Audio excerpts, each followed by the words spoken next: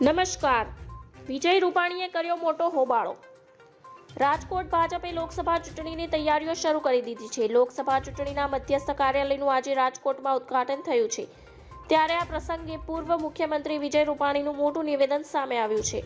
વિજય રૂપાણીએ કાર્યકર્તાઓને સંબોધિત કરતા કહ્યું છે કે ભારતીય જનતા પાર્ટી જેવી છે કે જ્યાં કોઈ વ્યક્તિથી પાર્ટી નથી. ભાજપ જ આવું કરી શકે છે કે ઉમેદવાર નથી નક્કી ત્યાં કાર્યાલય ખુલી જાય છે. કાર્યકરો ભાજપના જેને ટિકિટ મળે તેને ચૂંટવાડવામાં તૈયાર થઈ જાય છે. બીજી પાર્ટીઓમાં તો ઉમેદવારનું નામ જાહેર થાય પછી કાર્યાલયો ખુલે છે. ઉમેદવારોના નામ જાહેર થયા પછી કાર્યકરો નારાજ પણ થાય છે. બેગાની શાદી મેં અબ્દુલ્લા દીવાના જેવું છે. ખબર નહીં હોય કે કોના લગ્ન છે છતાં કાર્યકરો કામે લાગી જાય છે. ઉમેદવાર કોઈ પણ આવે પણ કાર્યકરો કામે લાગી જાય છે.